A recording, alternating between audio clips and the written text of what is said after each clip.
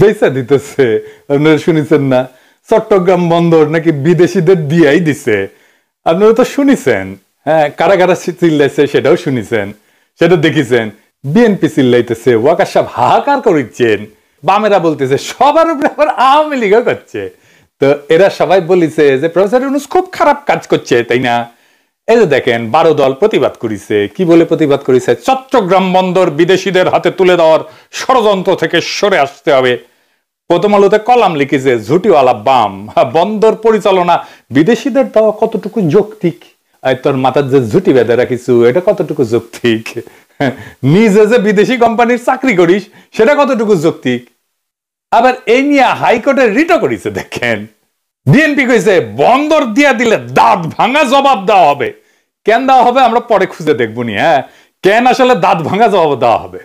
CPB রুইনেশন Prince বন্দর নিয়ে হুঙ্কার দিতেছে, লিজ দেওয়া বাতিল করলে করিডোর আমাদের দায়িত্ব না, এটা নিয়ে কথা বলবো না। বরঞ্চ আমি বলি যে জনগণকে আসেন, ঐক্যবদ্ধ আমরা করি যে আমাদের ভূ রাজনৈতিক কারণে চট্টগ্রাম বন্দর করিডোর এবং বঙ্গোপসাগরে কোন আধিপত্যবাদী শক্তি বা সাম্রাজ্যবাদী শক্তিকে ওইখানে আসতে দেব না। আসলে পুরো বাংলাদেশের মানুষ রুখে দাঁড়াবো। এইটাই বিষয়ে আমাদের ঐক্যবদ্ধতা দরকার, অন্য কোনো কারণে প্রয়োজন। করিডোর নিয়ে হুঙ্কার দিতেছে, উই বুঝে করিডোর, উই বুঝে বন্দর। আমাদের টাইমে সবচেয়ে মেধাহীন ভালচুনা ছিল ওই প্রিন্স, উই হয়েছে একটা দলের নেতা। সরি প্রিন্স ভাই, কইতেই হলে উপায় নাই। ভোট তো পাইবেন আড়াই খান সারা দেশে, তাও দাবি করেছেন সেপ্টেম্বরে নির্বাচন দেওয়া লাগবে। হ্যাঁ, মিজাজটা খারাপ যা হয় না এগুলা দেখলে। যাই হোক, পরে বুঝবেন উই ক্যাঙ্কা ভালসুন। একটা সিম্পল ট্রিক শিখাই দিই সবাই রে। কেমিস্ট্রিতে অ্যাসিড নাকি ক্ষার এটা বুঝার জন্য একটা টেস্ট আছে, লিটমাস টেস্ট কয় ওটাক। কোন রাজনৈতিক প্রশ্ন বাংলাদেশে একটা লিটমাস টেস্ট আছে, বুঝছাও? সিপিবি কোন লাইন না এটা দেখবেন, ওটাই ইন্ডিয়ান লাইন, বুঝেছ? মানে সিপিবি মানে ইন্ডিয়া, ওটাই ইন্ডিয়ান পলিটিক্স। সিপিবি যদি বলে আঙ্গুর ফল মিষ্টি, তাহলে বুঝবেন ইন্ডিয়া চাইতেছে আপনি আঙ্গুর ফল খান। ওইটা হলে আঙ্গুর ক্ষেত্র দূর কি বাদ, সরে আকারের ধারে কাছে যাবেন না, মনে করবেন সেটা আরাম। ওই সিপিবি যদি বলে প্রফেসর ইউনূস মেলাদিন থাকুক, আপনি চোখ বন্ধ করে প্রফেসর ইউনূসের উৎখাতের লড়াইয়ে নামবেন, শুরু করবেন। ওই যদি বলে বাংলাদেশের পুলিশ খারাপ, আপনি সাথে সাথে পুলিশের পাশে দাঁড়াবেন। ওই যদি বলে বাংলাদেশের পুলিশ ভালো, তাহলে সাথে সাথে পুলিশের উল্টার কথা কইবেন। তার মানে ওই যা কবে তার উল্টা দিকে দাঁড়াবেন। যাই হোক, এমনকি তারেক রহমান কইছেন বন্দর ব্যবস্থাপনা বিদেশিদের হাতে তুলে দেওয়া অন্তর্বর্তীকালীন সরকারের কাজ না। যাই হোক, এত কিছু দেখে তো আমরা বিভ্রান্ত। প্রেসিডেন্সির সরকার কি আসলে বন্দর বিদেশিদের হাতে তুলে দিতেছে? আসেন বুঝে নি একটু। না, একেবারেই না। উনারা একটা কন্টেইনার টার্মিনাল দেওয়ার আলাপ করেছেন। বন্দর আর কন্টেইনার টার্মিনাল দুইটা ভিন্ন বিষয়। বন্দর ব্যবস্থাপনার একটা অতি ক্ষুদ্র অংশ কন্টেইনার টার্মিনাল। পায়ের মোজাকে কি শেরওয়ানি বলা যায়? যায় না, কিন্তু মোজা তো পোশাকের অংশ, তাই না? খুবই ক্ষুদ্র অংশ। তাও আমরা পুরো বিষয়টা বুঝে নিই পরিষ্কারভাবে। কন্টেইনার টার্মিনাল ব্যবস্থাপনা এবং বন্দর ব্যবস্থাপনা এই দুইটা আসলে কি? এই যে রাজনৈতিক দল, সোশ্যাল মিডিয়া অ্যাক্টিভিস্ট বন্দর কন্টেইনার টার্মিনাল সব সমার্থক শব্দ হিসেবে ব্যবহার করতেছে। এরা পাবলিককে বুঝাচ্ছে যে এই দুইটা আসলে এক, কিন্তু প্রকৃতপক্ষে এদের কার্যক্রম, দায়িত্বের পরিসর সম্পূর্ণ আলাদা।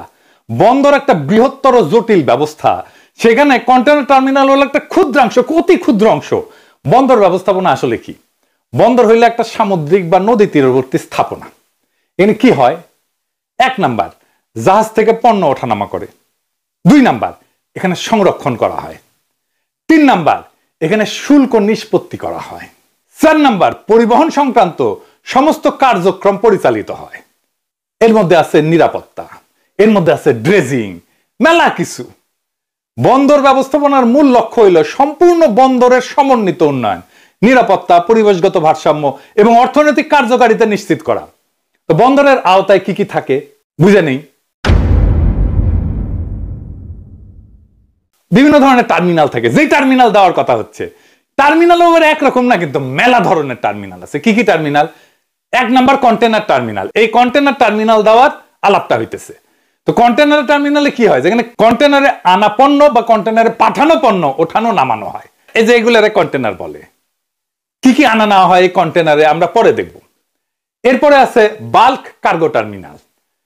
বাল্ক কার্গো টার্মিনাল দুই রকম হইতে পারে।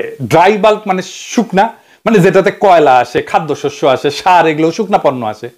আর লিকুইড বাল্ক টার্মিনাল, যেখানে তেল, গ্যাস, রাসায়নিক পদার্থ, এই সমস্ত তরল পণ্য আসে। 3 নাম্বার হইতেছে break bulk terminal. Break bulk, আগে কিন্তু বাল্ক টার্মিনাল দেখেছিলাম, মানে যে সমস্ত পণ্য কন্টেনারে যায় না, আলাদা করে প্যাকেট করা থাকে, যেমন ধরেন যন্ত্রাংশ, গাড়ি, ব্যাগে রাখা চাল ডাল, এগুলোর জন্য। 4 নাম্বার কি কি থাকে? Ro-ro terminal. রো এটাকে মানে এটা ছোট করা হয়েছে, রোল অন রোল অফ, মানে চাক্কা দিয়া উঠে চাক্কা দিয়া নামে, বুঝছাও? গাড়ি, ট্রাক, বাস, এগুলো রোরো টার্মিনাল দিয়ে ওঠা নামা করে, নিজে থেকেই জাহাজে উঠতে পারে, এটাতে ক্রেন লাগে না। তো চট্টগ্রাম বন্দরে যে গাড়ি আসে না, আপনার দেখেছেন না, গাড়ি কিনতে যান, চট্টগ্রামে গাড়ি রাখা থাকে সারি সারি, ওইগুলা রোরো টার্মিনালে আসে। আরিসা ফেরিঘাটে যে ফেরি ছিল, ওইগুলোকে রোরো ফেরি বলা হইতো, মনে আছে না যেই ফেরিগুলা? 5 নাম্বার প্যাসেঞ্জার বা ফেরি টার্মিনাল, যেখান থেকে প্যাসেঞ্জার উঠে, যাত্রী উঠে, যাত্রীবাহী জাহাজ, ফেরি, এগুলো চলাচলের জন্য। বা এই যে ক্রুজ শিপ আসে, এগুলো, এটা আমাদের ক্রুজ শিপ নাই দেশে, কিন্তু এটার জন্য যে টার্মিনাল, সেটা ওই বন্দরের একটা পার্ট। 6 নাম্বার হইতেছে মাল্টিপারপাস টার্মিনাল, মানে যেখানে একাধিক ধরনের কার্গো হ্যান্ডেল করা হয়, যেমন কন্টেনারও হ্যান্ডেল করা হয়, ব্রেক বাল্কও হ্যান্ডেল করা হয়, বাল্কও হ্যান্ডেল করা হয়। আচ্ছা, ব্রেক বাল্ক পণ্য কি, এটা তো কইছি তাই না? আবার একটু শুনি, এটা মেলা বড় আর ইন্টারেস্টিং একটা টপিক, তো ইন্টারেস্টিং একটা টার্মিনোলজি, তো নতুন নতুন টার্ম কলেজ শিখিচ্ছেন, আমরা এখন থেকে স্যার দেখবেন, বুঝছাও? তাহলে ব্রেক বাল্ক পণ্যটা কি? ব্রেক বাল্ক বলতে এমন ধরনের পণ্য বোঝায় যেগুলো কন্টেনার বা বাল্ক আকারে পরিবহন করা যায় না, মানে বরং আলাদা আলাদা ইউনিটে খোলামেলা অবস্থায় জাহাজে তোলা এবং খালাস করা হয়। যেমন ধরেন বড় যন্ত্রাংশ, আগে কইছি না, জেনারেটর, টারবাইন, নির্মাণ সামগ্রী, যেমন ধরেন স্টিল, বিম, পাইপ, ইগলা। তারপরে ধরেন কাঠের গুঁড়িও আসে, ব্যারেল আসে, ব্যাগ বা বাক্সে থাকে এরকম মাল, এগুলোকে ব্রেক বাল্ক বলা হয়। ব্রেক বাল্ক, এই শব্দটার একটা চমৎকার অর্থ আছে। বাল্ক মানে একত্রিত মালকে ভেঙ্গা ব্রেক করা আর কি, বাল্ক পণ্যকে ভেঙ্গা ব্রেক করা, সেজন্য ব্রেক বাল্ক। আলাদা আলাদা ইউনিট বহন করা লাগে। আগে সব পণ্যই কিন্তু এমন ভাবে আলাদা আলাদা ভাবে জাহাজে ওঠানো হইতো, ঝোলার মধ্যে তুইলা, একটা জালের মধ্যে তুইলা ওঠানো হইতো, হাতে ক্রেন দিয়া নেট ব্যবহার করে তোলা হইতো। কন্টেনার ব্যবস্থার আগে এটা ছিল সবচেয়ে প্রচলিত পদ্ধতি। সংক্ষেপে বললে ব্রেক বাল্ক পণ্য হইতেছে আলাদাভাবে বহনযোগ্য এবং ভারী মাল, যেগুলো কন্টেনারের মধ্যে ঢুকানো যায় না এবং বাল্ক আকারেও যায় না আর কি, বরং একক ইউনিট হিসেবে জাহাজে ওঠানো এবং খালাস করা হয়। বন্দরে একটা অংশ, ছোট্ট অংশ টার্মিনাল, সেই ছোট্ট অংশে 6 ধরনের টার্মিনাল থাকে, তার মধ্যে 1 ধরনের টার্মিনাল দেওয়ার কথাবার্তা হইতেছে, এইটা হইতেছে কন্টেনার টার্মিনাল। তাই কন্টেনার টার্মিনাল দিয়ে কি কি পণ্য আনা নেওয়া হয়, যেটা জানা থাকাটা বিশেষভাবে জরুরি, তাহলে আপনি বুঝতে পারবেন যে বন্দর আর টার্মিনাল নিয়ে কোন সিদ্ধান্ত দেশের জন্য মঙ্গলজনক, আপনি নিজেই সিদ্ধান্ত নিতে পারবেন। এই যে স্ট্যান্ডার্ডাইজ কন্টেনার, এই যে একই মাপের সব কন্টেনার, বুঝছেন, এইখানে মোড়ানো পণ্য ওঠানামা করে, যা জাহাজে বা ট্রেনে বা ট্রাকে সহজে স্থানান্তর করা যায়। কন্টেনার শুদ্ধে চলে যায় কিন্তু এক জায়গা থেকে আরেক জায়গায়। যেমন কি কি থাকে, যেমন ইলেকট্রনিক্স, মোবাইল, টিভি, গৃহস্থালী যন্ত্রপাতি, শিল্প যন্ত্রপাতি, কার, যন্ত্রাংশ, ইন্ডাস্ট্রিয়াল মেশিন, প্রক্রিয়াজাত খাদ্য, প্যাকেটজাত খাবার, বোতলজাত পানীয়, রপ্তানিমুখী গার্মেন্টস, তারপরে শিল্প ব্যবহৃত যেগুলো নিরাপদ রাসায়নিক, যেটা লিকুইড কার্গোতে দেওয়ার দরকার নাই, কাঁচামাল, যেমন স্টিল, প্লাস্টিকের গুঁড়া, টেক্সটাইলের রোল, তারপরে হিমায়িত পণ্য, মানে যেগুলো ফ্রিজে করে আসে, শীতল কন্টেনারে যেমন মাছ আসে, মাংস আসে, ফল আসে, তারপরে ভ্যাকসিন আসে, ওষুধ আসে, ওষুধের কাঁচামাল আসে।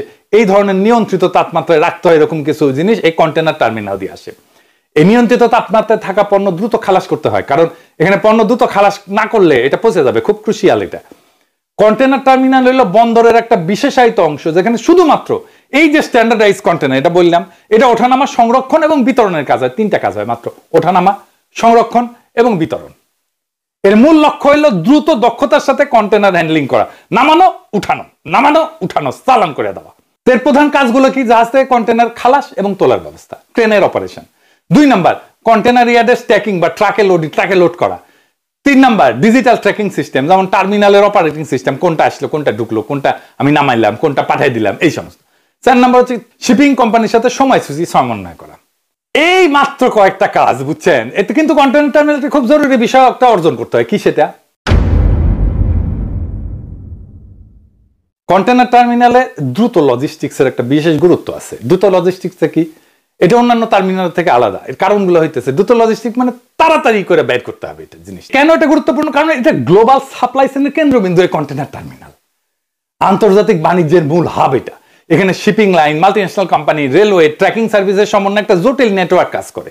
যেমন ধরেন বাংলাদেশের চট্টগ্রাম বন্দর থেকে ইউরোপের একটা কারখানায় কাঁচামাল পৌঁছাইতে সমুদ্র তো লাগবেই, রেল লাগবে, ট্রাক লাগবে, সব মোডে দ্রুত স্থানান্তর জরুরি। সামান্য বিলম্বে পুরো প্রোডাকশন লাইন থেমে যেতে পারে।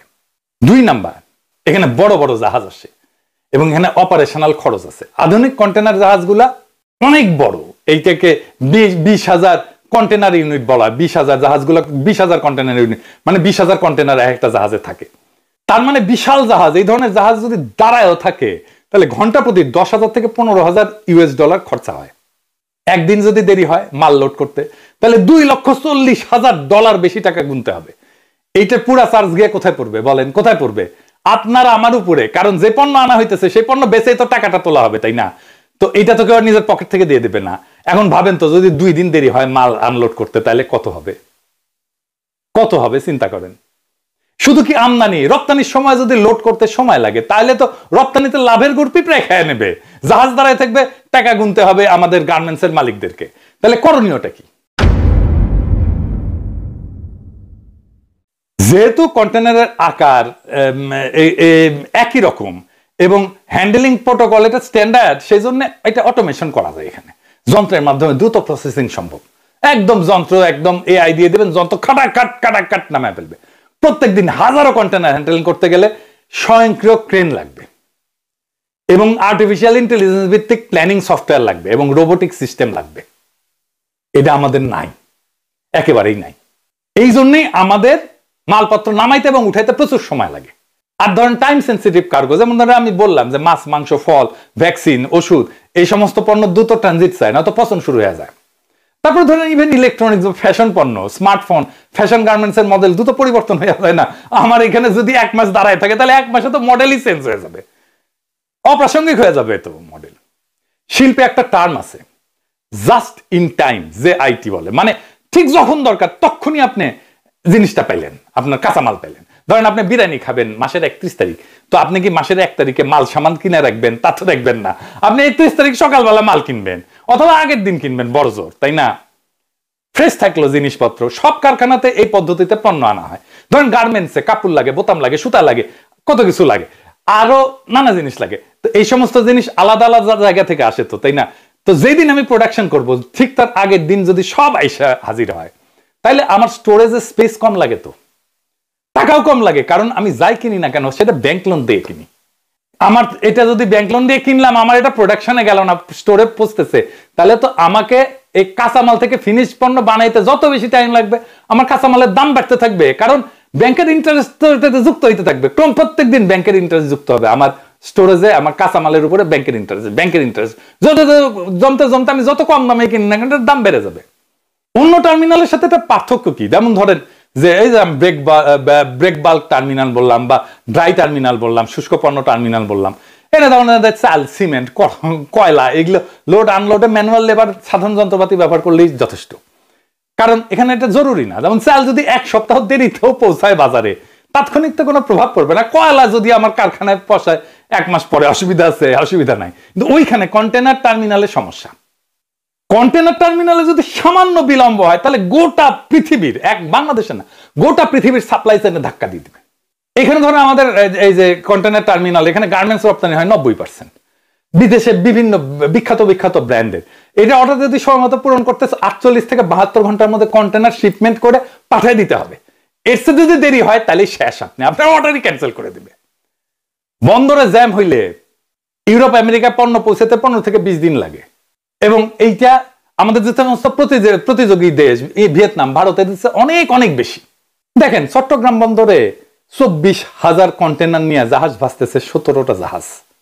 চিন্তা করছেন? মাল খালাস করতে পারতেছে না। ওই জাহাজের প্রত্যেক ঘন্টায় কত টাকা? $10,000 থেকে $15,000 খরচা, এক্সট্রা খরচা। এই টাকাটা কার কাছে যাবে? এটা গার্মেন্টস মালিক বা ওই মাল আনছে তার পকেট থেকে যাবে।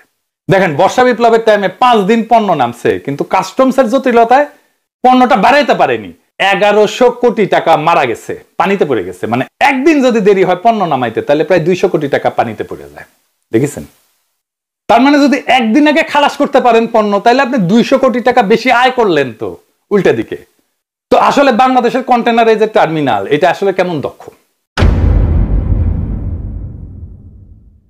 প্রথম কথা হচ্ছে যে যা যা ইকুইপমেন্ট আছে না, সব মহাপুরানা। ওইগুলা বেইসা কটকটি খাওয়া ছাড়া কোনো উপায় নাই। এগুলাকে বিজনেসের ভাষায় বলে ফুললি ডেপ্রিসিয়েটেড। মানে ধরেন আপনি একটা শার্ট কিনলেন, কয়দিন পরবেন, কয়দিন টিকবে সেই শার্ট, সেটার উপরে, তাই না? ধরেন 1 বছর 2 বছর, ধরেন 10 বছরই টিকলো, তাই না? যেটাই হোক, এটা হইতেছে সেই শার্টের আয়ু। ধরেন এই শার্টের আয়ু 10 বছর। এইরকম সব যন্ত্রের আয়ু আছে, ঠিক করা থাকে। এই আয়ুর কাল পার হয়ে গেলে তারে বলে ফুললি ডেপ্রিসিয়েটেড, মানে এটা কটকটি খাওয়ার যোগ্য। এটা নিয়ে আর কাজ করা উচিত না। আমাদের যা যা ইকুইপমেন্ট প্রত্যেকটা ফুললি ডেপ্রিসিয়েটেড, প্রত্যেকটা কটকটি খাওয়ার যোগ্য। অনেক আগে এটা পার হয়ে গেছে আয়ু।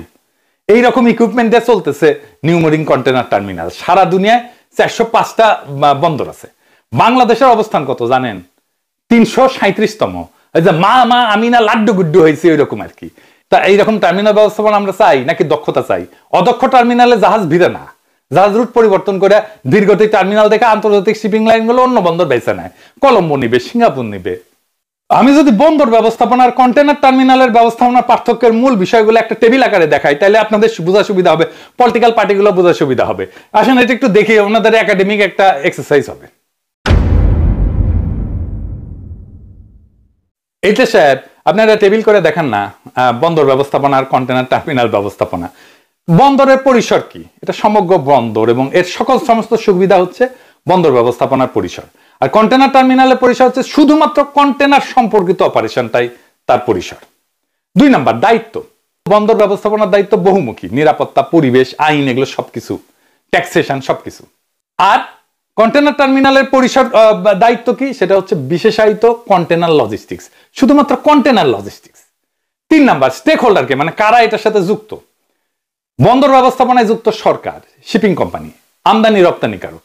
আর কন্টেনার টার্মিনালের স্টেক হোল্ডারকে, কন্টেনার টার্মিনালের স্টেক হোল্ডার হচ্ছে অপারেটর, শিপিং লাইন এবং ট্র্যাকিং কোম্পানি। এই 3টা। টেকনোলজি কি কি লাগে? বন্দর ব্যবস্থাপনায় সমন্বিত নেভিগেশন সিস্টেম লাগে, গভীর সমুদ্র খনন লাগে। আর কন্টেনার টার্মিনালে কি লাগে? অটোমেটেড গাইডেড ভেহিকেল লাগে, রোবোটিক ক্রেন লাগে, এই লাগে। এই পার্থক্য দেখাটা গুরুত্বপূর্ণ কেন? কারণ স্পেশালাইজেশনের প্রয়োজনীয়তা। কন্টেনার টার্মিনালে টেকনোলজি, অপারেশনাল দক্ষতা প্রয়োজন। অন্যদিকে বন্দর ব্যবস্থাপনায় নীতি, কৌশলগত দৃষ্টিভঙ্গি গুরুত্বপূর্ণ। বন্দর ব্যবস্থাপনায় যেটা দরকার সেটা কন্টেনার টার্মিনালের উপরে চাপে দিছে রাজনৈতিক দলগুলো। এতই বালচুন, এতই মূর্খ সোদা, এগুলা কিছুই বুঝে না। যদি এটা কন্টেনার টার্মিনালের সমস্যা হয় তাহলে শুধু টার্মিনালের অপারেশন দায়ী হয়, কিন্তু বন্দরের সামগ্রিক অবকাঠামো দুর্বল হইলে পুরো বন্দর ক্ষতিগ্রস্ত হয়। দুটো আলাদা জিনিস। আর বিনিয়োগ, ধরেন কন্টেনার টার্মিনালে বিনিয়োগ কিসে হয়? বিনিয়োগ হয় যন্ত্রপাতি, সফটওয়্যারে। আর বন্দরে বিনিয়োগ হয় গভীর সমুদ্র খননে, রেল সংযোগে, এই ধরনের অবকাঠামোতে। বন্দর আর কন্টেনার টার্মিনাল সম্পর্ক অনেকটা শহর আর তার শিল্পাঞ্চলের মতো। বন্দর ব্যবস্থাপনা হলো বৃহত্তর পরিকল্পনা, আর কন্টেনার টার্মিনাল হলো সে পরিকল্পনার অধীনে একটা উচ্চ বিশেষায়িত ইউনিট। উভয় সমন্বয়ে আধুনিক বাণিজ্য এবং লজিস্টিক্সের চাকা সচল থাকে। আমরা খুব বিস্তারিতভাবে আলাপ করলাম যে আমরা বন্দর ব্যবস্থাপনা কাউকে দিতে চাইতেছি না, দেওয়ার প্রশ্নই ওঠে না। আমরা কন্টেনার টার্মিনাল দেওয়ার কথা বলতেছি। যারা বন্দর আর টার্মিনালের তফাৎ বুঝে না তাদের কি রাষ্ট্র চালানো উচিত? বা জানেও যদি পাবলিককে উল্টা বুঝায়, তাদের কি নৈতিক কোন অবস্থান থাকে? আপনি তো জনগণকে ভুল বুঝাইতে পারেন না। যাই হোক, এখন প্রশ্ন হচ্ছে আমরা কি কন্টেনার টার্মিনাল বিদেশিদের হাতে দিতে পারি? আওয়ামী লীগও বলতেছে কন্টেনার টার্মিনাল দেওয়া যাবে না। Fair enough. তো তার আমলে, মানে গত হাসিনার অবৈধ সরকারের আমলে পতেঙ্গা কন্টেনার টার্মিনাল, সৌদি আরবের রেড সি গেটওয়ে টার্মিনাল বা RSGT কে দেওয়া হয়েছিল। এটা গত বছরের প্রথম ভাবে চালু হয়েছে। তো তখন কোন বিবেচনায় দিছিল এটা? এটা নাকি আদৌ তখন বিএনপি বা বামেরা একটা বিবৃতি দিছে, নাকি আর্মি কোনো প্রতিবাদ জানাইছে? ওয়াকার সাহেব প্রতিবাদ জানাই বলছে। আচ্ছা, এখন আসেন দেখি কারা এই টার্মিনাল চালায়, যে টার্মিনাল নিউ মেরিন টার্মিনালটা দেওয়ার কথা হইতেছে। চট্টগ্রাম বন্দর ব্যবসা আওয়ামী লীগ নেতা এবং তার ঘনিষ্ঠ ব্যবসায়ীদের হাতের মুঠোয় নিউ মেরিন টার্মিনাল। এটা ব্যবস্থাপনায় আছে সাইফ পাওয়ার টেক লিমিটেড। পত্রিকায় লিখিচ্ছে, বন্দর সংশ্লিষ্ট সূত্র জানাইছে প্রতিষ্ঠানটার ব্যবস্থাপনা পরিচালক তরফদার রুহুল আমিন আওয়ামী লীগ সরকারের আমলের নৌ পরিবহন মন্ত্রী শাহজাহান খান, তৎকালীন নৌ পরিবহন মন্ত্রণালয় সংক্রান্ত সংসদীয় স্থায়ী কমিটির সভাপতি নুরি আলম চৌধুরী, লিটন চৌধুরী নামে পরিচিত, এবং স্থানীয় সাবেক সংসদ সদস্য MA লতিফের ঘনিষ্ঠ ছিলেন। এই ব্যবসা আওয়ামী লীগ নেতাদের দখলে ছিল। এটা একটা চিহ্নিত দুর্নীতিবাজ কোম্পানি। ফেস দ্য পিপল থেকে একটা প্রতিবেদনও হয়েছিল, আপনারা দেখে নিয়েন। ওই টাইমে 2012 সালে যখন সাইফ পাওয়ারটেককে কাজ দেওয়া হচ্ছিল, তখন চট্টগ্রাম বন্দরে বিক্ষোভ হয়েছিল। আওয়ামী লীগের নেতা মহিউদ্দিন চৌধুরীর বিপক্ষে ছিল এবং তখন নিয়ম নামে এনে কাজটা দেওয়া হয়েছিল। আর এর মালিক জয় রেহানার ক্যাশিয়ার, হাজার হাজার কোটি টাকা পাচার করে দুবাইয়ে কোম্পানি খুলিছে। আপাতমস্তক আওয়ামী ঝান্ডাধারী বন্দর খেকো সাইফ পাওয়ারটেক মালিক তরফদার রুহুল আমিন। তিনি স্বৈরাচার শেখ হাসিনা পুত্র সজীব ওয়াজেদ জয়ের ক্যাশিয়ার হিসেবে নিয়ন্ত্রণ করতেন দেশের সব বন্দরের ঠিকাদারি। শুধু জয় নয়, দেশের সব বন্দর নিয়ন্ত্রণ করতেন শেখ রেহানার ক্যাশিয়ার হিসেবেও। চিটাগং পোর্টের টোটাল অপারেশনের 25% 26% অপারেশন হচ্ছে আমাদের হাতে, আরও তো অনেকগুলো আছে। টার্মিনাল অপারেশনের মধ্যে আমরাই এখন মেন এটার বিগ জায়ান্ট বলেন যাই বলেন। আজম নাসির সাহেব যে সাব কন্ট্রাক্টর কাজ করতো আমাদের নোয়াখালী এমপি, এই পোর্ট রাখতে গেলে এগুলো করতে হবে আমার।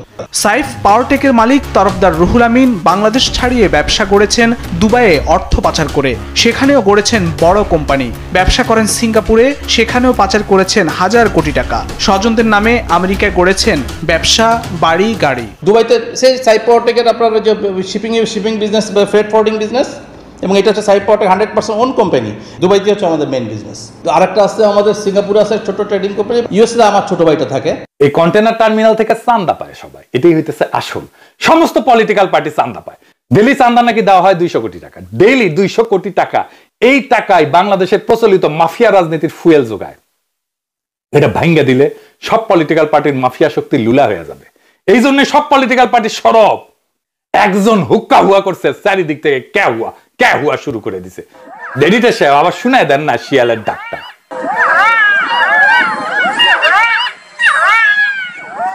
এই সাইফ পাওয়ারটেক একটা ফুটা পয়সা বিনিয়োগ করে নাই। যারা আসবে তারা বিনিয়োগ করবে, নতুন যন্ত্রপাতি আসবে, আমাদের প্রযুক্তিগত উন্নয়নের জন্য ইনভেস্টমেন্ট এবং আরো এফিসিয়েন্সির জন্য বেটার ম্যানেজমেন্ট লাগবে। আমরা এটা বিদেশি কোম্পানির কাছ থেকে পাবো। আমরা প্রত্যেক দিন এই টার্মিনালের অদক্ষতার জন্য 10 কোটি টাকা লস দিই। 10 কোটি, সারা বছরে 3,500 কোটি টাকা লস দিচ্ছি। আমরা এই লস আবার দিয়ে যাবো এক সাইফ পাওয়ারটেককে দেওয়ার জন্য, আর রাজনীতিবিদদেরকে চান্দা দেবে সেই জন্য। সারা দুনিয়া টার্মিনাল অনেক বিদেশি কোম্পানি থাকে। সিঙ্গাপুরে পিএসএ 70-এর বেশি টার্মিনাল ম্যানেজ করে, আর এপিএম নেদারল্যান্ডস 55টার বেশি টার্মিনাল ম্যানেজ করে, হংকং এর হাসিজন করে 50টার বেশি টার্মিনাল ম্যানেজ করে। কোন দেশি কোম্পানি বিলিয়ন ডলার ইনভেস্ট করবে এখানে? ও তো টাকা পাচার করবে। নাম বলেন শুনি তো, কে করবে? একটা কাম করতে যাবে, সেখানে বাগড়া দেওয়াটা কি রাজনৈতিক দলের কাজ? কই জলে সেটা তো বুঝি, জলে তো টাকা চান্দার সোর্সটা বন্ধ হয়ে যাবে। এইবার শেষ কথা, চট্টগ্রাম বন্দরের নামে হাহাকার না, দুর্নীতির করিডোরে চাঁদাবাজদের কফিনে শেষ পেরেক ঠোকার সময় এই সময়টা। আজ যারা বন্দর বিক্রি বলে কান্নাকাটি করতেছে, তাদের কান্নার উৎস দেশপ্রেম না, চান্দাবাদী লাইন কেটে যাওয়ার ভয়। চট্টগ্রাম কন্টেনার টার্মিনালকে বিদেশি কোম্পানির হাতে দেওয়ার প্রস্তাব আসার পর থেকে যাদের গলা ফাটতেছে, তারা কিন্তু মুখে উচ্চারণ করতেছে না যে এই টার্মিনাল এতদিন ছিল সাইফ পাওয়ারটেকের হাতে, একটা দুর্নীতিগ্রস্ত মাফিয়া চালিত কোম্পানির হাতে, আওয়ামী বান্ধব কোম্পানির হাতে, আওয়ামী লীগের লোকের হাতে, যাদের মালিকারা শেখ হাসিনার পরিবারের ক্যাশিয়ার ছিল, আর যাদের মাধ্যমে হাজার হাজার কোটি টাকা পাচার হয়েছে। এই টার্মিনাল প্রত্যেক বছর 3,500 কোটি টাকা লস করতেছে, অথচ 1 টাকাও বিনিয়োগ না করে সাইফ পাওয়ারটেক অপারেশনের উপর গড়ছে ক্ষমতার চাঁদা বাণিজ্য। এইটা শুধু একটা কোম্পানির লুট না, এটা পুরা বাংলাদেশের প্রবৃদ্ধির গলায় দড়ি। তাই আজ যারা বিরোধিতা করতেছে, তারা কি এই লুট বন্ধ করতে চান, নাকি সেই লুটের অংশীদার হারায় অস্থির হয়ে গেছেন? প্রফেসর ইউনূসের সরকার এই দুর্বৃত্তের শৃঙ্খল ভাঙার সাহস দেখাইছেন, এবং সেটাই আজকে দেশের রাজনৈতিক মাফিয়াদের গায়ে আগুন ধরায় দিছে। বিশ্বের উন্নত বন্দরগুলা সিঙ্গাপুর, রটারডাম, হংকং, এই দেশের আন্তর্জাতিক অভিজ্ঞ কোম্পানিগুলো কাজ করে, তারা বিনিয়োগ করে, আধুনিক যন্ত্রপাতি আনে, অটোমেশন চালু করে। আমাদের দরকারও সেটা। আর প্রয়োজন দেশের জন্য কাজ করতে ইচ্ছুক সাহসী নেতৃত্ব, যারা শেখ হাসিনার চিহ্নিত লুটেরা কোম্পানির দখলদারিত্ব থেকে এই জাতীয় সম্পদ উদ্ধার করতে পারে। এই লড়াইটা শুধু একটা টার্মিনালের না, এটা হলো মাফিয়া বনাম মানুষ, দুর্নীতি বনাম দক্ষতা এবং চাঁদাবাজ রাষ্ট্র বনাম জনগণের রাষ্ট্রের লড়াই। এই লড়াইয়ে আপনি কোথায় দাঁড়াবেন, এটা এই সময়ের সবচেয়ে গুরুত্বপূর্ণ প্রশ্ন। এই প্রশ্নের ফয়সালা আপনিই নিজে করতে পারবেন। এখন আপনার সব তথ্য আছে, সব জানলেন, সবকিছু